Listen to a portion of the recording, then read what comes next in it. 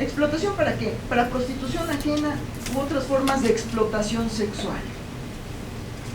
Trabajos o servicios forzados, esclavitud o servidumbre o prácticas análogas, extracción de órganos.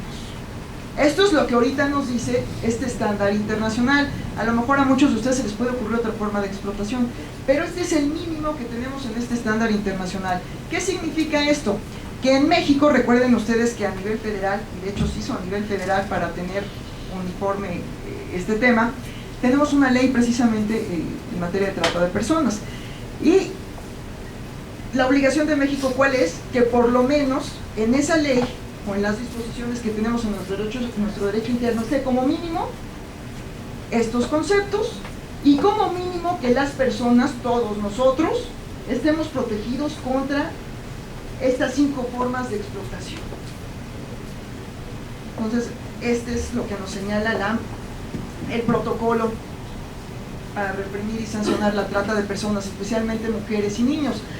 ¿Por qué se habla de especialmente mujeres y niños? Porque son los grupos en mayor situación de vulnerabilidad. De hecho, conforme a las cifras que vemos en la actualidad, prácticamente las mujeres son las principales víctimas de tratas de personas. Y hemos visto por ahí reportajes en los medios de comunicación, documentales, películas, de las situaciones terribles en las que viven a través de la trata. Entonces muchas veces decimos, no, pues si la esclavitud está prohibida por la Constitución, si Hidalgo, estamos aquí en la tierra de la independencia de la nación, Hidalgo desde el bando de Guadalajara prohibió la esclavitud. Pues sí, pero ya hay otras formas de esclavitud. La trata de personas es una forma de esclavitud. Recuerden ustedes algo muy común, caso típico, donde llegan con algún pueblo y le dicen a una chica, oye, ¿sabes qué? ¿Quieres ganar dinero? Pues sí, fíjate que hay una señora que vive en Florida, que te va a recibir en su casa y tú vas a hacer el quehacer, te va a pagar $60 la hora, te va a ir re bien, yo te llevo, yo te contacto, ¡ay sí, qué padre! Y entonces enganchan a la chica llega a Estados Unidos acompañada por esta buena persona, ¿verdad?, que la quiere ayudar, y cuando llega la chica, que es lo más común, pues llega a la casa, que resulta que no es una señora, sino resulta que por lo general es una casa de prostitución, y evidentemente si tenía alguna documentación, pues dame tu pasaporte, dame tu credencial, dame cualquier documento de identidad, y sabes, aquí, pues aquí vas a trabajar con la señora, y pues vas a comer de acuerdo con carajis. Y no puede ni salir de la casa, obviamente no tiene ningún derecho laboral, no tiene ninguna libertad de circulación, es una esclavitud. ¿Quién se enriquece de ese trabajo? Pues la señora que tiene la casa, quien la protege y quien tiene el negocio. En eso consiste la trata, es la explotación de la persona no recibe nada, ningún beneficio, quien se queda con todas las ganancias son los que tienen los negocios. Entonces es terrible porque aparte las personas son tratadas como cosas, deja de ser persona para ser un objeto. Muy bien, bueno, entonces vean ustedes, aquí en pantalla tenemos entonces las 3 grandes finalidades del protocolo a la luz de las definiciones que hemos visto. Primero, prevenir y combatir, es decir, en este caso el Estado mexicano al ser parte del protocolo, obligación número 1, ojo, vean ustedes, la prevención, es algo en lo que tenemos que trabajar mucho en México porque por desgracia, muchos de los casos, si ustedes ven, somos totalmente reactivos, o sea, las autoridades no hacen nada, sino hasta que se enteran o alguien denuncia o porque hubo un escándalo, pero tenemos que trabajar mucho en prevención y combate. Ya habíamos dicho especialmente mujeres y niños. Aquí tenemos otro renglón en el que apenas empezamos a trabajar y estamos en pañales. La protección ayuda a las víctimas. Esto es importantísimo, hay que trabajar mucho en la reparación del daño y evidentemente la visión del respeto a los derechos humanos de las víctimas. Aquí es muy común que veamos, tal vez por lo que las imágenes que vemos en los medios de comunicación, donde es muy común revictimizar a las personas, es decir, ya han sufrido años, un tiempo determinado, y todavía les piden, a ver, explícame, recuérdame, ¿qué te pasó? Pues evidentemente no los estamos ayudando. Y finalmente, promover la cooperación. Esto es importantísimo también. ¿Por qué? Porque implica una obligación para los estados, por lo menos para todos los estados partes del protocolo, de cooperar. ¿Cómo? Si se conocen las redes que manejan la trata, quién lleva los negocios, cómo se hace el enganche de las personas, los estados tienen que tener comunicación para conocer toda esta información y poder perseguirlos, porque recuerden ustedes que, por desgracia, una de las características de la delincuencia organizada transnacional es la velocidad con que actúan. Entonces hoy están en México, mañana ya están en Guatemala, ya se pasaron a Costa Rica. Entonces, si no hay coordinación entre los estados, ya dejé México, no me pueden perseguir, no me pueden detener, ya me fui a Costa Rica. En Costa Rica, pues mientras le avisan a México, mientras se dan cuenta. Entonces, ese es un verdadero desafío para los gobiernos de nuestros países. Y finalmente, pues no me queda más que darles las gracias por su atención de esta tarde y manifestarles a ustedes un punto de reflexión. Vean ustedes, hemos visto de manera muy breve cómo tenemos un marco internacional muy importante de protección de los trabajadores migratorios y también la trata de personas, que por desgracia la trata pues es muy fácil su práctica con migrantes, con las personas que están pasando fronteras, que se trasladan de un lado a otro, de la región, de nuestro continente, del mundo. Entonces, aquí es una invitación para todos ustedes a que se interesen en conocer todos estos tratados internacionales, estos instrumentos internacionales. ¿Por qué? Porque en la medida que ustedes los conozcan, los apliquen, vamos a lograr pues, que haya un respeto para los derechos humanos de migrantes en general, y también podremos combatir, como ya vimos, prevenir y combatir la trata de personas. La trata de personas se puede combatir y prevenir de manera muy sencilla, es decir, dando a conocer en qué consiste, combatiendo la ignorancia, porque por desgracia quienes cometen este tipo de delitos abusan precisamente de la ignorancia y del desconocimiento de las personas. Entonces ahí sí tenemos todos una gran misión de pues transmitir este conocimiento y de aplicar también estos conocimientos para lograr que México pues no solo sea un mejor país, sino también sea un lugar donde pues podamos respetar los derechos de todos los trabajadores migratorios, porque si nosotros en nuestro país no los respetamos, pues ¿cómo podemos exigir que otros países respeten los derechos de nuestros connacionales? Pues muchas gracias y vamos a escuchar ahora la disertación de la doctora Platas.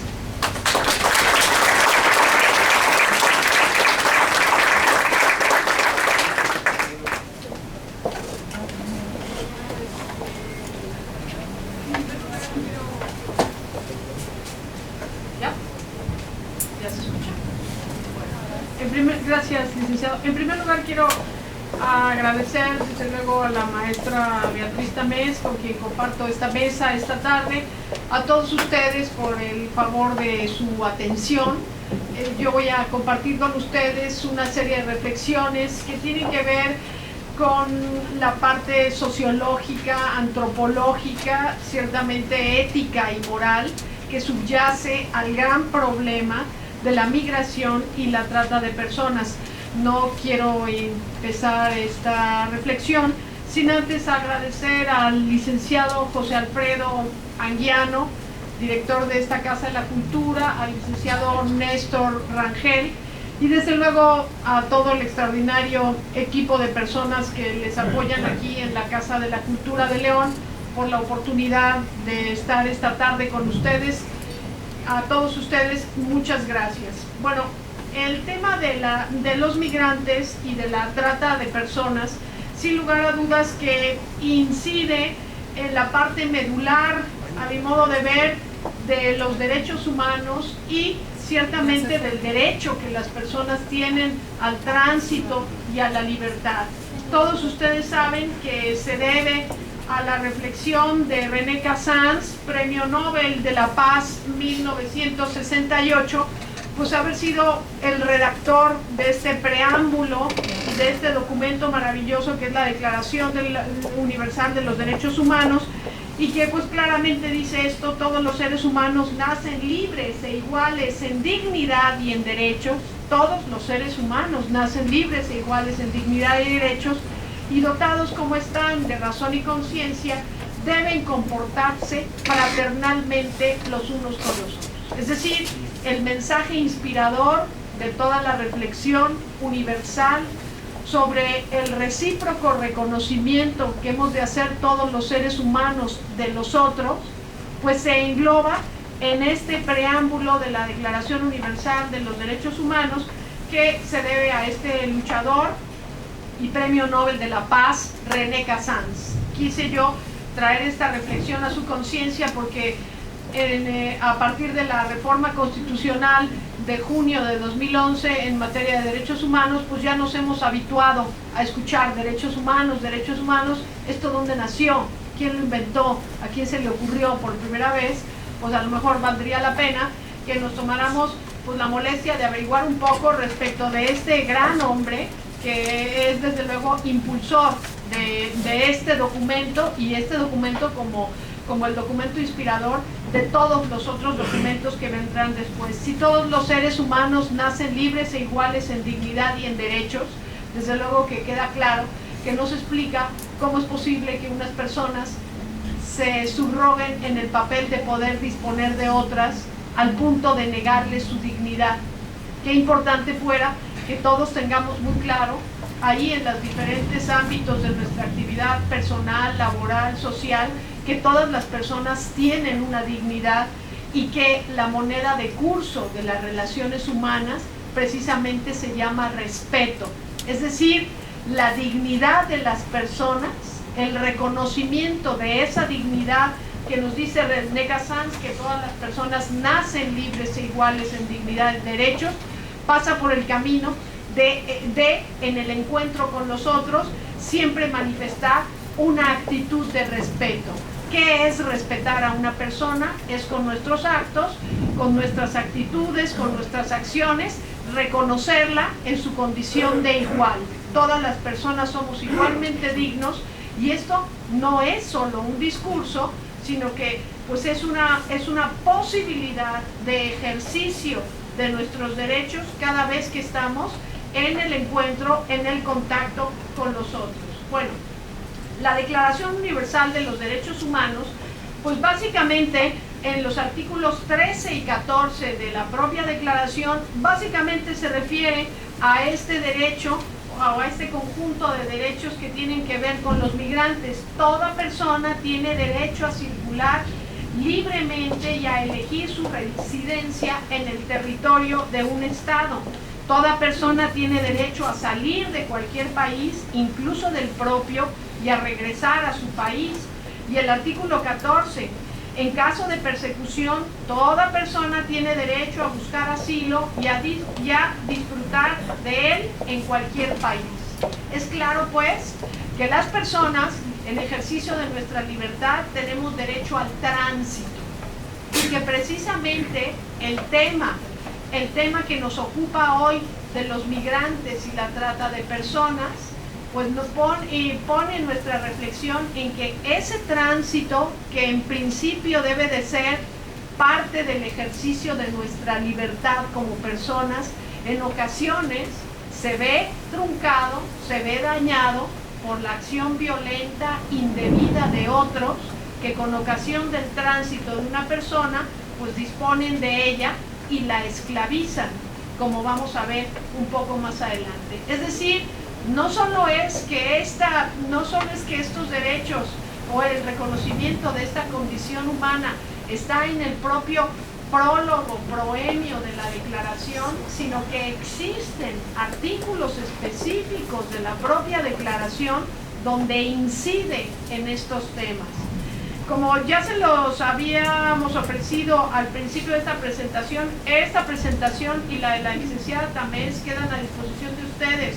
Aquí hay unas direcciones de correo electrónico que están en estos propios documentos a las que ustedes pueden acudir si quieren abundar sobre estas reflexiones. Entonces, pues, hablamos ya de la Declaración Universal de los Derechos Humanos, donde está contenido este derecho al tránsito como parte del reconocimiento de la dignidad y de la libertad de las personas. Pero no conforme con eso, la Declaración Americana de los Derechos Humanos también se refiere a este tema. En su artículo 8, toda persona tiene derecho a fijar su residencia en el territorio del Estado del que es nacional, de transitar por él libremente y no abandonarlo sino por su voluntad.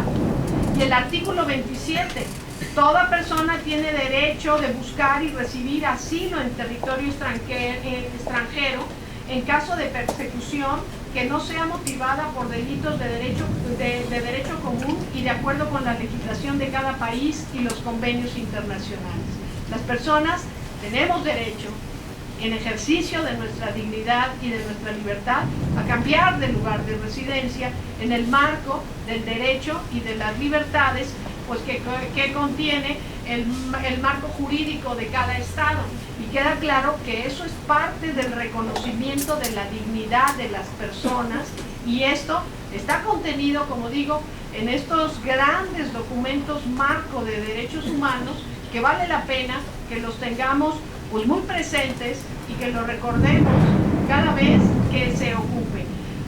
Aquí les ofrezco a ustedes en esta siguiente imagen lo que a mi modo de ver desde una perspectiva filosófica y antropológica son los bienes que se confunden en el tema de la migración y de la trata de personas. El centro de la reflexión, como ya queda claro, es la persona. Y la persona ha de ser siempre vista como un fin en sí misma, pero en el caso de la explotación de las personas a través de la migración y de la trata, la persona entonces ya no es un fin, sino es un medio. Es un medio para el enriquecimiento y para el abuso que hace otro.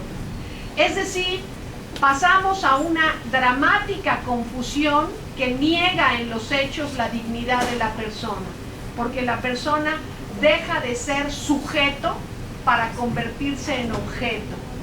Y cuando una persona deja de ser sujeto para convertirse en objeto, entonces es evidente que la persona tiene un precio. Y precisamente en la medida en que las personas tienen un precio, pues han perdido su dignidad, porque el reconocimiento de la dignidad de una persona pone delante de nosotros que las personas no tienen precio precisamente porque tienen valor, y el valor de las personas es el valor de su dignidad.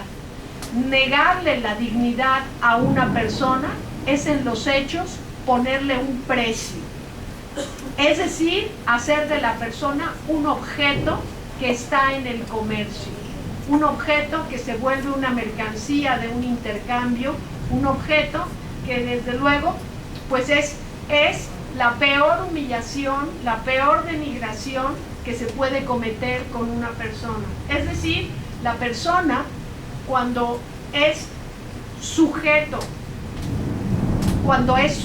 de la trata, queda claro que entonces está negada en su dignidad y se ha vuelto un objeto, y como objeto se le ha puesto un precio. Precisamente es importante que reflexionemos aquí que una de las características específicas de la prostitución y la trata de personas es que las personas sometidas a esa indignidad inmediatamente pierden su identidad, pierden su nombre, ya no tienen nombre, se convierten en un alias, tienen una forma de llamarlas que no es su nombre, porque el reconocimiento de la dignidad de una persona pasa por el camino de saber que es un ser singular, y lo propio de cada ser singular es tener un nombre propio. Es decir, la trata de personas siempre le quita el nombre, le quita la identidad a las personas, porque las vuelve un objeto, una mercancía que está en el comercio. Importante pues decir el valor, la importancia de reconocer a las personas por su nombre y de llamarlas siempre por su nombre. Llamar a una persona por su nombre es un acto concreto de afirmarla en su dignidad de persona. Cuando esto no se hace, pues entonces pasamos por ese camino de dejar de reconocer a la persona como un alguien, para entonces empezar a mirarla como un algo respecto de lo cual pues se puede hacer cualquier cosa. El eje pues, el centro de toda la reflexión del derecho y concretamente de los derechos humanos es siempre la persona, y lo propio, lo inherente a la persona es el reconocimiento de su dignidad. Dignidad, ya lo saben ustedes, es un vocablo que viene del latín dignare, que quiere decir superioridad. La dignidad de la persona es una condición de superioridad que tiene el ser humano respecto de todos los otros seres, los seres animales, los seres vegetales, los seres inertes. Solo la persona es un ser digno y solo la persona es sujeto. Decimos en derecho sui juris. El sujeto es ese alguien que se sujeta, que se autocontiene. Ese es el sujeto del derecho, ese es el sui juris. Y precisamente porque la persona es sujeto, es un ser que se autocontiene a sí mismo, por eso es que la persona es un ser libre. La libertad es esa expresión clara y concreta de que la persona es sujeto y no objeto. Y precisamente como lo vamos a ver cuando un poquito más adelante que hablemos del tema de la trata de personas, ¿qué es lo que se niega o qué son las cosas que se niegan en la trata de personas? Entre otras cosas, su condición de sujeto. Se le niega su nombre y se le niega su libertad. ¿Me explico? Es importante pues que tengamos conciencia muy clara de las implicaciones antropológicas, filosóficas, éticas, morales, de entender que la persona, el reconocimiento de la persona en su dignidad es el eje de todo el discurso de los derechos humanos y es el eje, al final del camino, de todo el discurso del derecho. Bueno, yo quisiera entonces que profundizáramos un poco, ya lo hemos hecho en la reflexión anterior, en estas grandes diferencias. ¿Qué cosa es un migrante, que es una persona en tránsito, y qué cosa, perdón, es un emigrante, una persona en tránsito y un migrante? Es decir, el fenómeno de la migración al menos contiene estas tres posibilidades que son importantes que las tengamos en cuenta. La migración es ese desplazamiento que ya dijimos que las personas en su condición de sujetos pueden hacer, pero entonces el emigrante es la persona que sale del país del cual es originario hacia otro que es el receptor con el ánimo de establecerse y permanecer en él. Ese es el emigrante. Este país pues ha tenido varias oleadas migratorias, recordemos los españoles, los chilenos, los italianos, han venido a asentarse acá.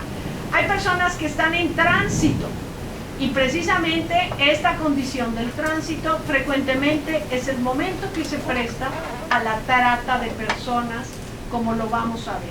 Es decir, pasan por el país como camino hacia otro que va a ser su país de destino, y este es el caso entonces de las personas que son migrantes, persona que ingresa al país receptor con el ánimo de permanecer ahí. En todos estos casos, el denominador común es el trabajo. Este es un tema que también hay que tener siempre muy en cuenta. Las personas salen de un país con el ánimo de ir a trabajar a otro. Y el trabajo es un derecho inherente a la condición del ser humano. Es un derecho humano. Todas las personas tienen derecho al trabajo. Ese derecho al trabajo, pues es en el fondo lo que motiva el fenómeno de la migración. Siempre es un tema de trabajo. Pero vamos a ver, de hecho ustedes lo saben perfectamente, no toda actividad es un trabajo. Incluso no toda actividad remunerada es un trabajo. En estricto sentido, no podemos decir que quienes realizan actividades ilícitas, aunque sean lucrativas, pues no podemos decir que trabajan. El trabajo no se confunde con la realización de actividades ilícitas, aunque éstas sean lucrativas. El trabajo siempre supone la realización de una actividad lícita. Por eso, entre otras cosas, no podemos decir que la prostitución, que la trata de personas sea un trabajo. No podemos decir que en estricto sentido una persona trabaje enganchando o prostituyendo o tratando a otras. No, eso no es un trabajo. La trata de personas en ningún momento es un trabajo. Pero como digo, lo que motiva a que unas personas salgan del país del que son nacionales, siempre en principio es un elemento, es una razón de trabajo. Las personas tienen derecho al trabajo y además tienen derecho a buscar un mejor trabajo. Esto es algo inherente a la libertad humana, es algo propio de ese ser que hemos dicho que es sujeto, de ese ser que hemos dicho que es persona. Bueno, el fenómeno de la migración en estas formas elementales que ya hemos dicho aquí, el migrante, el tránsito y el emigrante, el fenómeno de la migración ha hecho que en nuestro siglo y en nuestro tiempo se produzca este otro tema enormemente grave y que ya lo señalábamos, es la forma de esclavitud del siglo XXI, la trata de personas. Si hay un hecho o conjunto de hechos, una acción o conjunto de acciones que niegan la dignidad de las personas, precisamente es a través de esta actividad ilícita, siempre ilícita, a la que llamamos trata de personas. Esta forma de esclavitud, como digo, es un delito y niega en los hechos la dignidad de las personas. La trata de personas, desde luego, atenta contra todos los derechos humanos. Todos los derechos humanos se ven vulnerados, se ven alterados en la trata de personas, precisamente porque queda claro que hacer de la persona un objeto de comercio y un objeto de comercio que además la denigra en su condición de ser humano es la acción o conjunto de acciones más graves que sobre otra persona se pueda hacer.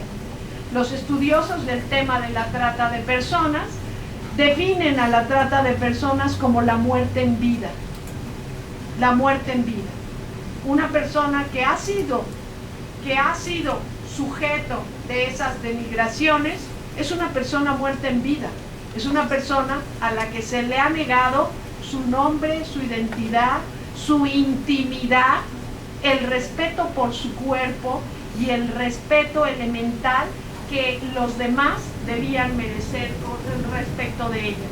Como digo, aquí está presentada en esta gráfica la violación a todos los derechos humanos que supone la trata de personas. Y ya decíamos en la sesión anterior que la trata de personas siempre nos vincula con medios, acciones y fines. Los medios para la trata de personas, pues son las amenazas, el uso de la fuerza, la coacción, el engaño, las situaciones de vulnerabilidad, la concesión o recepción de pagos o beneficios para obtener el consentimiento de una persona para prestarse a que en ella se cometan actos indignos. Y las acciones, pues son estas: captación, transporte, traslado, acogida, recepción, etcétera, etcétera. ¿Con qué fines? La trata de personas siempre tiene como fin la explotación sexual, laboral, en beneficio de otros. Diferencias entre tráfico y trata de personas. Ya lo hemos dicho, una cosa es el tráfico de migrantes y otra cosa es la trata de personas.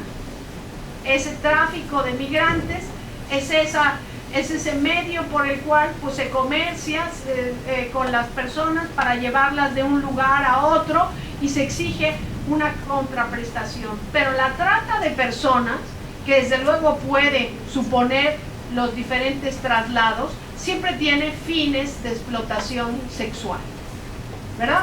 Se ve que una cosa frecuentemente lleva a la otra, porque en ese traslado frecuentemente hay abusos y frecuentemente se tuercen las intenciones. Era tan solo la intención del pollero de pasarlos, pero en el camino pues el asunto se torció y ya no solo es eso, sino es además convertir a la persona a la prostitución, ¿verdad? Entonces, queda pues claro que la condición de migrante pone a la persona en un estado de especial vulnerabilidad, y esa vulnerabilidad es aún mayor cuando se trata de las mujeres y las niñas. ¿Por qué? Pues porque el comercio de infantes y las formas de la prostitución, pues desde antiguo han sido como especialmente acogidas o preferidas por estos segmentos de la población. Las mujeres y las niñas son especialmente vulnerables a estos dos temas. Entonces, en el tráfico de migrantes, frecuentemente se da la trata de personas. No necesariamente es lo mismo, es una diferencia que hemos de tener clara, pero frecuentemente ocurre una cosa y otra. La trata de personas, pues, requiere de dos elementos. De un lado, el que hace la trata, y de otro lado, la víctima, ¿no? Los que se dedican a la trata de personas, desde luego, que son grupos delincuentes nacionales o internacionales, porque, como digo, bajo ninguna circunstancia se puede entender como lícita la trata de personas. La trata de personas supone, como ya lo dijimos al inicio de esta reflexión, negar al sujeto su dignidad, transformarlo o convertirlo en un objeto, materia de comercio. Y eso, bajo ninguna circunstancia, puede entenderse como una actividad lícita. Nunca es lícita. Siempre, como digo, se requiere de un lado esos grupos que se dedican a esas actividades ilícitas, y siempre unos segmentos de la población especialmente vulnerables, ya lo hemos dicho, las mujeres y los niños, y con especial acento las niñas. Las niñas son aún más vulnerables que los niños a todo este tema, sin dejar de decir que los niños en general están sujetos a, son el segmento pues de la población en condición de especial vulnerabilidad. ¿Qué supone la trata? Pues ya dijimos, explotación sexual, explotación laboral, extracción de órganos y venta y adopción ilegal de niños para todas las finalidades. Todo esto, todos estos cuatro elementos son las concepciones específicas que se encuentran inmersas en el concepto trata de personas. La explotación sexual, pues ya es obvio. La explotación laboral, por eso decíamos, es una forma moderna de hablar de la esclavitud del siglo XX. La extracción de órganos, muchas veces la trata de personas es con esa finalidad de la extracción de órganos, y muchas veces también es la venta y el comercio de niños para fines de adopción y para fines de adopción. Estos cuatro pues grupos de actividades ilícitas, todas se pueden entender dentro del concepto de trata de personas. Es decir, cuando se hace un estudio o una reflexión sobre el tema de la migración, frecuentemente hay que asociarlo con el tema de la trata de personas, porque, como digo, el hecho de la migración pone a las personas en una condición de vulnerabilidad que frecuentemente tiene como resultado la trata de personas. Bueno, yo quiero terminar esta participación para dejar tiempo a sus preguntas, compartiendo con ustedes dos frases que, a mi modo de ver, pues se engloban lo que aquí hemos dicho. Nosotros, los trotamundos, buscando siempre el camino más solitario, no comenzamos un día donde terminamos otro, y no hay aurora que nos encuentre donde nos dejó el atardecer. Esta es una frase que claramente nos hace ver, pues la persona es un ser libre y en ejercicio de su libertad puede cambiar de domicilio, puede cambiar de país, y eso tiene que ser siempre reconocido y respetado. Todas las personas nacemos vinculados a un Estado del cual somos nacionales, pero eso no niega nuestro derecho a poder ir y conocer otros estados, otros países, establecernos en otra parte. Es parte de la libertad y de la dignidad humana reconocer nuestro derecho al tránsito. Y luego, la otra reflexión pues tiene que ver con el tema de la trata de personas. La dignidad propia del hombre es un valor singular que fácilmente puede reconocerse. Lo podemos descubrir en nosotros o podemos verlo en los demás, pero ni podemos otorgarlo, ni está en nuestra mano retirárselo a alguien. Es decir, cada vez que con nuestras acciones pudiéramos atentar contra la dignidad de otro, no es que le quitemos su dignidad.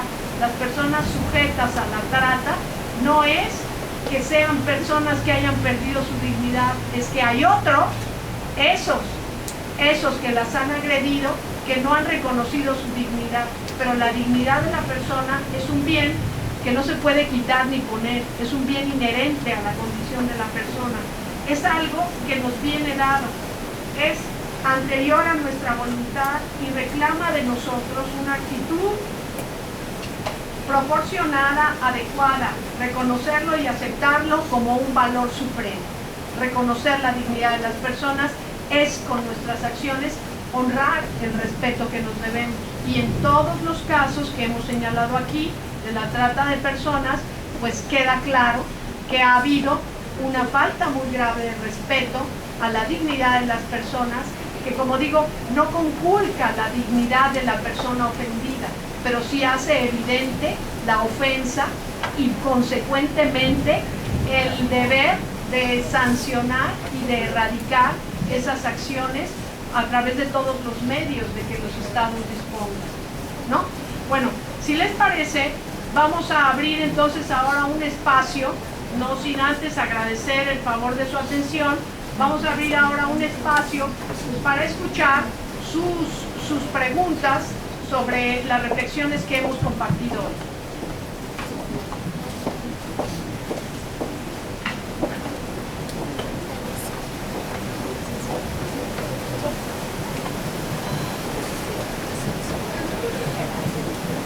Buenas tardes, doctoras Tamés y doctora Platas. Mi nombre es Jorge Sarabia y gracias, y me dedico a la materia laboral. Aquí me surge una pregunta que me parece interesante, a ver si ustedes pudieran apoyarme en la respuesta. Pudiésemos, bueno, en la práctica, en la cuestión laboral, está una práctica del outsourcing en el que a un trabajador o trabajadora X se le vulnera mucho su derecho al reclamo de una indemnización, un despido injustificado y demás prestaciones accesorias. Resulta que una empresa la contrata para que preste sus servicios en X lugar establecido. Sin embargo, se le paga en su nómina, ya vienen como 5 empresas diferentes y no tienen un domicilio fijo, por decirlo, no los vamos a encontrar nunca. Demandamos a la empresa que recibe los beneficios del trabajador, y también tenemos que demandar a quien le paga porque aparecen los recibos de nómina, amén de que aparece asegurado y demás. Se vuelve imposible recuperarle sus derechos laborales. Pudiésemos estar en una situación de trata de personas, perdón, ahí no encajaría. ¿Cómo podríamos en un momento dado? A mí me parece que la reforma laboral en ese sentido, porque le autoriza pues al outsourcing, me parece que vino a violar los derechos. ¿Cómo ustedes me pueden apoyar una respuesta para hacer valer un derecho? Gracias.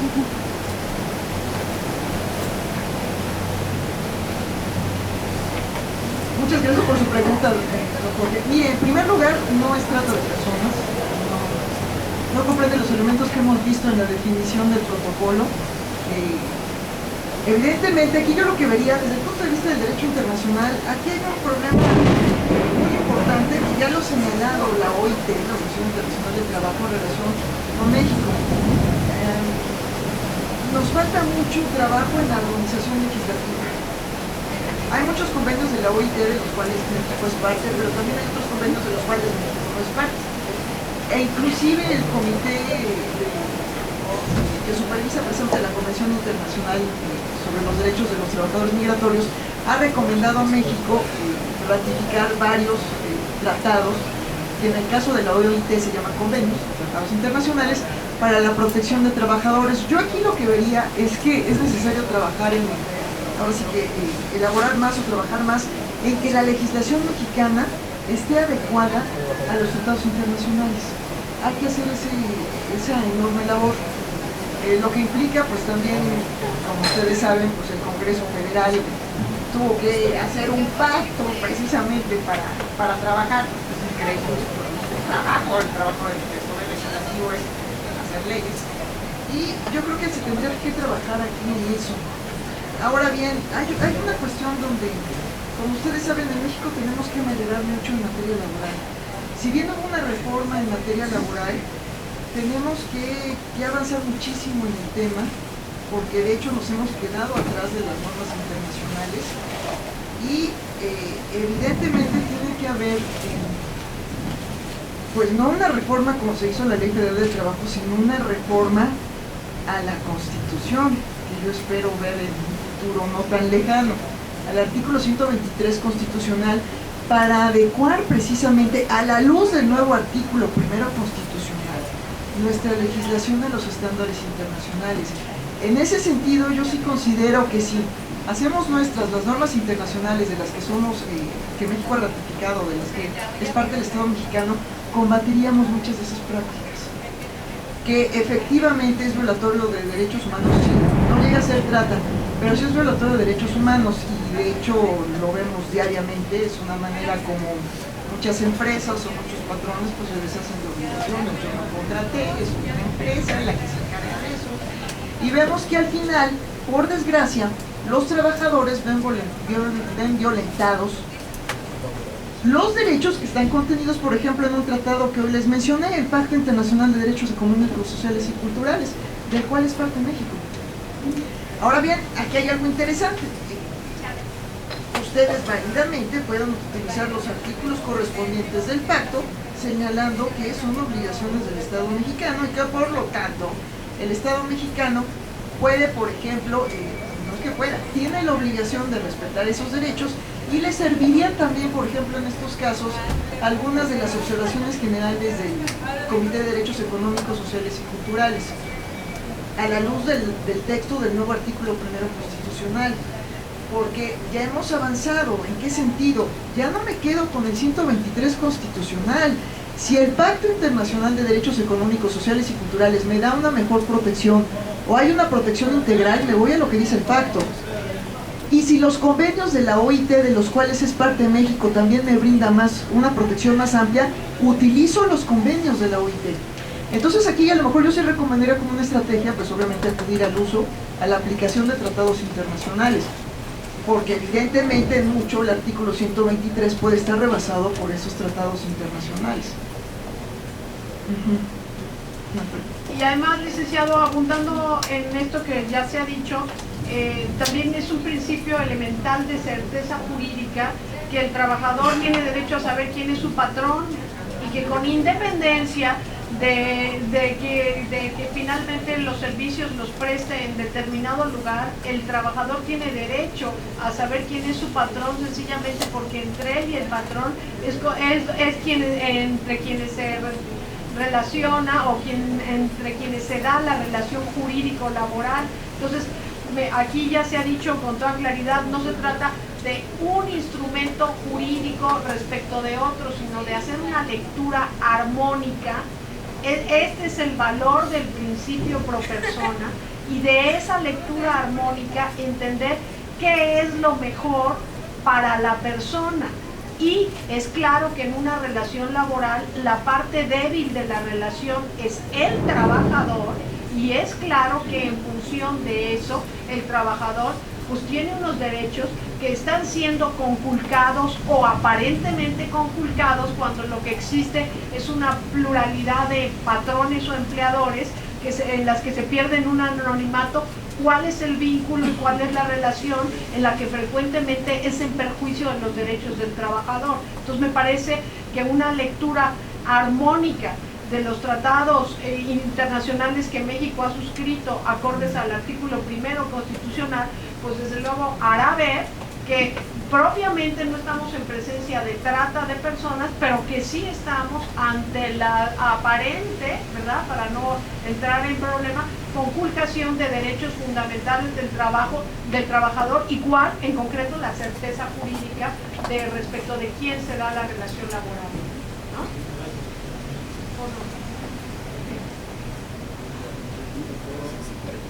Doctoras, buenas tardes, bienvenidas a este municipio. Conforme a la información que nos presentan, yo tengo algunas preguntas. De inicio, conforme al informe que presenta México al comité, ¿cuál es el avance en relación a derechos humanos? Porque a lo mejor se tiene una percepción que México presenta una información y día a día en medios de comunicación vemos totalmente algo distinto. También otra de las preguntas que tengo es, cuando existe una violación, hablando aquí en cuestión de la trata de personas o de migrantes, estamos de acuerdo que se tiene que agotar primero todos los procedimientos internos y posteriormente poder acudir a una corte interamericana. ¿Cuánto tiempo cuesta? ¿Cuánto dinero? Digo, comentaba la doctora que a lo mejor no existen muchos registros que a ciencia cierta se hayan presentado este tipo de inconformidades, pero digo, toda persona tendrá la disponibilidad, la capacidad y el recurso para poder agotar todas las instancias y posteriormente apelar a una protección de este tipo. Y la última sería, ¿es suficiente con el hecho de solamente legislar el Estado mexicano en cuestión de derechos humanos? Pero ¿qué más se está haciendo? Porque digo, entiendo que el Estado sabe y conoce cuáles son los giros negros donde existe precisamente trata de personas, y los giros negros siguen estando ahí. Gracias. Yo, a reserva de pasar en este momento el micrófono a la maestra Tamés, yo le diría que la razón de ser de todas estas reflexiones en torno de los derechos humanos y de todos estos esfuerzos de divulgación en torno de los derechos humanos precisamente pasa por el camino de que las personas estén informadas. Es decir, en nuestro país existe una enorme desinformación, una falta muy grande de cultura jurídica, de cultura cívica, para ponerlo en un nivel más elemental, y la condición del ejercicio del derecho exige el conocimiento del mismo. Entonces, en la medida en que hagamos el tránsito de la ignorancia al estado de conocimiento, seremos cada vez más sensibles a los derechos que tenemos como sociedad y consecuentemente a la posibilidad de su ejercicio oportuno. ¿Qué está haciendo el Estado? Entre otras cosas, el Estado está haciendo un esfuerzo de divulgación, pero que supone que la sociedad haga su esfuerzo también por enterarse y por asumir la responsabilidad del ejercicio de estos derechos. Es decir, si lo pensamos con profundidad, no es que existan nuevos derechos, esos derechos ya existían. Lo que es importante es que la sociedad tome conocimiento de ellos. Y yo le voy a pasar la voz a la maestra Tamés, pues como para decir en concreto cuáles son esas recomendaciones que se le han hecho al Estado mexicano y en qué vamos en ese tema. En relación con la pregunta, simplemente comparto el punto de vista de la doctora. Nada más recordar una cosa, hay que insistir muchísimo en la capacitación. Ahora que mencionamos ustedes los giros negros y toda esta cuestión, hay que trabajar muchísimo en la capacitación de autoridades y en la sensibilización de la sociedad. Yo les hacía mucho énfasis en la palabra prevención, que es la primera obligación que tienen los estados conforme al protocolo para prevenir, reprimir y sancionar la trata. Esa es una labor fundamental. En el caso, por ejemplo, de las autoridades, pues ustedes saben que las administraciones constantemente se renuevan, es un trabajo continuo la capacitación. Entonces ahí es un renglón muy fuerte en el que tienen que colaborar, por ejemplo, pienso en la Comisión Nacional de los Derechos Humanos, los organismos públicos de derechos humanos a nivel de los estados o de las entidades federativas, sociedad civil, porque muchas veces la sociedad civil es muy valiosa. ¿Por qué? Porque ellos tienen tal vez más facilidad de llegar a todos los lugares, cosa que a lo mejor un servidor público, una autoridad, no tiene ese acceso tan amplio. Entonces es una labor constante, cotidiana, la capacitación. De hecho, actividades como esta que nos convoqué esta tarde, pues una actividad de difusión. Entonces aquí ya estamos pues replicando ese conocimiento. En relación con el informe de México ante el Comité de Trabajadores Migratorios, aspectos positivos, aquí tengo las observaciones finales y por ejemplo el comité destaca varias de ellas. Una de ellas, por ejemplo, el que México haya hecho la declaración del artículo 77 de la Convención, es decir, aceptando la competencia del comité para admitir quejas individuales, que esto al comité pues, le parece sensacional. De hecho es algo sensacional porque piensen ustedes que es la posibilidad que abre el Estado mexicano para que cualquiera de nosotros no solo tengamos la posibilidad de recurrir a una violación a derechos a nivel nacional, sino si no hemos logrado que se repare la violación a nivel nacional, se nos abre una puerta internacional donde obtener una reparación. ¿Qué más reconoce el comité? Por ejemplo, en su momento, las reformas a la Ley General de Población, que hoy ya fue abrogada por la nueva Ley de Migración, en el sentido, recuerden ustedes, que se dejó de criminalizar la estancia irregular en el territorio mexicano.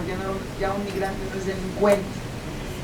¿Qué otra cosa se reconoce? Por ejemplo, la creación de programas de frontera sur, se reconoce, por ejemplo, el establecimiento de un grupo técnico sobre secuestro de migrantes, bueno, un avance en el tema. Se reconoce también la creación de formas migratorias especiales para trabajadores fronterizos entre Chiapas y Guatemala, por ejemplo, un programa de regularización migratoria, la promulgación de la nueva ley sobre refugiados y protección complementaria, por ejemplo, que felicitan al Estado mexicano, la promulgación de la ley precisamente para prevenir y sancionar la trata de personas en ese entonces, que como ustedes saben ya hay una nueva ley, y